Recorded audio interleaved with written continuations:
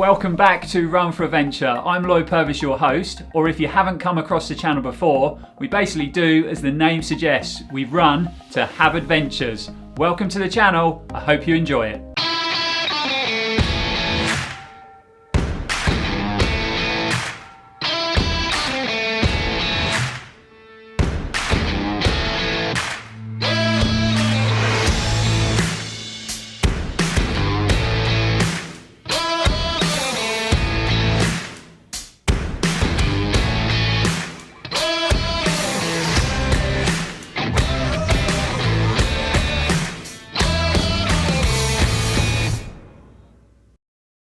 We are back today with our latest shoe review, and today we are reviewing the all-new Peregrine 10 from Saucony. It's been a really long time before I've got proper excited about a Saucony shoe, but I am really excited about this one. But before we get stuck into the shoe, let's give you a few figures on the new Peregrine 10. The Peregrine 10 comes in at £110 retail in the UK. It also still runs on a 4mm offset, so 27mm on the heel and 23mm on the forefoot. When it comes to the weight of the shoe, we are 303 grams in a men's shoe and 264 grams in a ladies. The Peregrine comes in two different colorways for men and for ladies. It's also available in a soft ground version, which carries a slightly deeper 8mm lug, and they also do a GTX waterproof version of the shoe, so there's lots of different variants of the Peregrine 10 to choose from. The Peregrine has gone through some pretty major remodeling updates. The biggest of them updates is we've lost the Saucony ISOFIT upper in the shoe. Praise the Lord! I'm pretty sure that we've probably seen the last of the ISOFIT upper in Saucony shoes, so I think we should just take a few minutes just to pay our respects.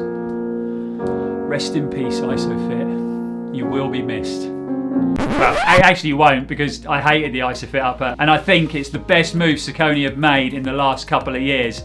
Changing this shoe from an ISOFIT to a standard upper has made a massive difference. Lots of things have carried over from the Saucony Peregrine ISO to the Peregrine 10. Luckily not the upper, as we've just explained. The shoe still runs on the Power Run midsole. It still has the form-fit construction from Saucony to give you that increased lockdown on midfoot. The Peregrine still has that nice bit of added protection under the forefoot of their rock plate. We also still have this nice aggressive 5mm lug on the outsole, and it is still coated in Saucony's really tacky Power Track rubber. With all the exciting changes happening at Saucony at the moment, we really wanted to get hold of a pair of Peregrine 10s and get our feet in them and give them a thorough testing, which I think we have done. We've got about 70 miles into this shoe. The weather in the UK is pretty terrible at the moment, so underfoot, super wet, super muddy, super challenging. And this shoe has been pushed to its limit. So let's get stuck into this and tell you all about the things we've liked and maybe the things we've disliked about the new Saucony Peregrine 10. So let's start with the things that we like with the Peregrine 10. First thing that I really liked about the shoe was the fit. I'm a 9.5, this is a 9.5. The shoe is definitely true to size. This fits my foot like a glove. That form-fit construction, you feel super dialed into that midfoot, super connected to the shoe. The shoe's 303 grams, which for me would normally be too heavy, but I think because of the fit, because it's very glove-like in that upper, the shoe actually runs and feels a lot lighter than it is. The next thing to talk about is the comfort. The midsole, I'm used to having a much more oversized sort of cushioned midsole of a Hoka shoe. I do a lot of running Hokas, as you'll know if you watch the channel. This shoe's a bit more stripped back, but still super comfortable. That Power Run EVA, really nice level of cushioning. Plus, you also get that really soft top sole of Everrun TPU in the Saucony shoe, so still pretty plush underfoot. I've run it over 70 miles, like I said before, on lots of different terrains, short runs, longer runs, and this shoe has been super comfortable. With the Peregrine being quite stripped back underfoot to what I'm used to, really glad that we've got the Saucony rock plate under your forefoot. I've run in quite a few more stripped back trail shoes that don't have a rock plate in that forefoot, and sometimes they do get a bit painful over time. Having that rock plate really helps out with this shoe. I know a few years back Saucony took it out, bad idea. Definitely good to have it in the Peregrine, I know a lot of people like that. When it comes to this rubber, I'm a massive fan of Vibram Mega Grip rubber, and a lot of other trail shoes let me down, to be quite honest.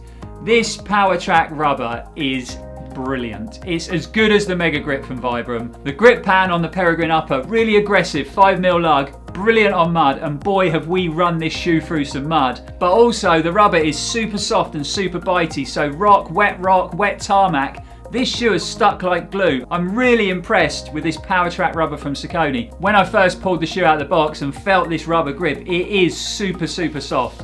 Where I live, I have to do about a mile to get to the trail, and I was pretty concerned that them road miles were gonna just chew this rubber up. That has not happened. I can't actually believe how well this sole has held up to the running.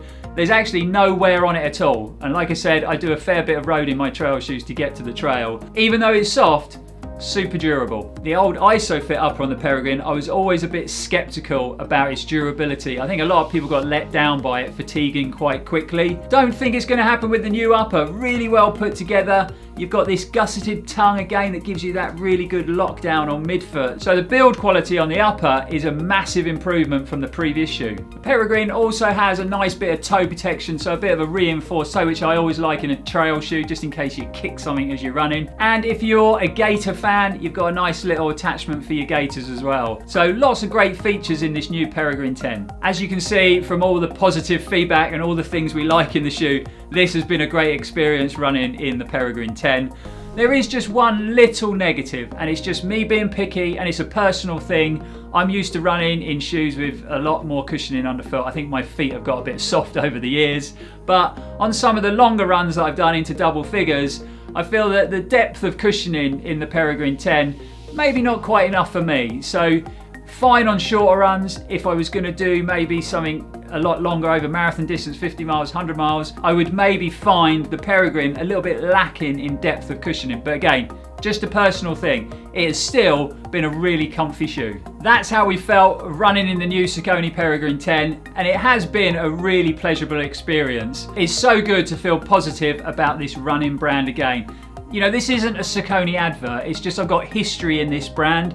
For years and years and years, I did all my running in Saucony shoes. Training, racing, triathlon, this was my go-to brand. And I think, to be fair to them, they lost their way for some time, and I haven't felt passionate about them at all. So it's so good to see them coming back, and coming back in style. For me, little things make a difference, and attention to detail makes a massive difference. So you can tell Saucony are back with a bang in 2020, even down to the new shoebox. I really like the new shoebox the Peregrine comes in, and I really like the new branding for their trail running shoes. It even comes with a little free sticker, which I love. You know, these little things make a big difference, but where have I seen that branding before? Oh, it doesn't matter. So that's enough of me waffling on. Let's get some scores on the new Peregrine 10 from Saucony. First thing to score at Run4Adventure is always price. The Peregrine 10 retails in the UK at £110. I feel that is a really fair price for this really well put together shoe. When you look at a lot of the competitors to the Peregrine, they're a little bit higher in price. So 110, very fair, has to score high. So it's going to come in with a super duper 9 out of 10. Number 2 on the list when it comes to scoring at Run4Adventure is comfort and performance, and boy has this shoe performed well. It's been my go-to shoe for probably my last 10 or 12 runs. I know I've been trying to get some mileage in the shoe to review it, but I've just wanted to get it on my feet and go running. The fit of the shoe, brilliant. My foot shape and this shoe, it's a marriage made in heaven. Super locked down at the midfoot. I feel really connected to it. On technical terrain, I can feel that ground under my feet. The grip of the shoe, that trail track rubber is fantastic. All the challenging terrain that I've run in the shoe, I have felt super confident. All the terrain that I've run on, rock, wet tarmac, mud, deep mud, grass, sand, this outsole has gripped it all. You can't help but feeling super confident in this shoe. The one little thing I picked up on earlier is just a personal thing with the cushioning. I do like a cushioned shoe, but this has still felt comfortable. I don't want you thinking it's not a comfortable shoe, because it is. That's just my personal opinion and what I've got used to in a shoe. This shoe has still felt super comfortable over the mileage I've run in it. So as you can imagine, with all them positive things that we're spurting out, this shoe's going to score higher in comfort and performance. I think if it was just a little bit plusher underfoot, a little bit deeper cushioned, it probably would have got a 10 out of 10, because I can't fault it on anything else. But at Run4Adventure, we're going to give the Peregrine 10 again, a big 9 out of 10. Number 3 on the list is durability. Always hard to score a shoe on durability when you've done 50, 60, 70 miles because you never know how it's going to go. But the Peregrine looks like it's holding up really well. The upper is really well put together. You've got overlays in all the right places and it just looks like a real quality product. When it comes to the grip, I was a bit dubious. This trail track rubber is super soft. I mean really soft. Some of the softest rubber I've felt on a shoe. Hence, that's why it's so grippy. I was concerned we were going to get a shredded outsole pretty quickly. This has held up brilliant. There's hardly any wear on the shoe at all. None on the heel, none on the forefoot. You can still see the texture on the rubber of the grip. We can't fault it when it comes down to durability really, so it's going to have to score high again. Yes, we're coming in with another 9 out of 10 for durability. Last but not least at Run4Adventure to score is looks. We always say it's super subjective, so take this how you want, but I personally like a stealthy running shoe. So this all black colorway with its red Go Faster stripe, I actually really like. Well, I will say the other colorways in the men's and women's are a little bit out there, not really a lover of them. But the black and red and the black and pink in the women's, I think are pretty strong when it comes to colorway. Also, what I will say is if you like a bright, colorful shoe, you should check out the colorways for next season. The colorways in this shoe for next season are amazing. Some of the best colorways I've seen. So check them out. But we like this black colorway, so we're going to give it a good score at Run4Adventure on looks, and it's going to come in with a big fat 8 out of 10. You can see with the scoring on the Peregrine 10, it has been a really positive experience running in the shoe. So when you tally all them points up, this shoe is going to get one of the highest marks that we've ever given for a running shoe at Run4Adventure, and it's going to come in at 35 out of 40. I personally feel that 2020 is going to be a real strong year for Saucony as a running brand. A lot of their new shoes for next season, whether it be a remodel or a brand new shoe, have gone down a storm in the States. A new range called the Endorphin range is coming out June and July this year. I would definitely keep your eyes peeled for them. Apparently the shoe's performance is amazing. They look wicked. The colorway's amazing. So I would definitely keep your eyes peeled for Saucony in 2020. Bringing the review to a quick conclusion, all I can say about the Peregrine 10 is I've loved it. If you're a trail runner out there looking for a shoe that is really well fitting, super connecting so you can feel the ground you're running on, very confident boosting when it comes to the grip of the shoe on all terrains, then this shoe is definitely worth checking out.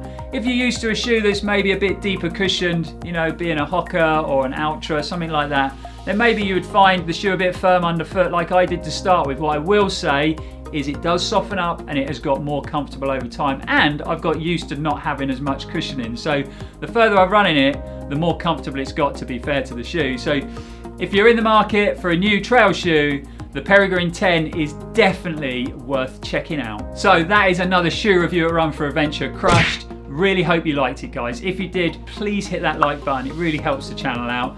Comments as well, guys. Any comments you've got. Have you run in the new Peregrine? Did you run in the old Peregrine and not get on with it? How do you feel about Saucony as a running brand? Get them comments down below. And while we're talking about comments, there's one other thing. I've had a few comments about how I pronounce some of these brands.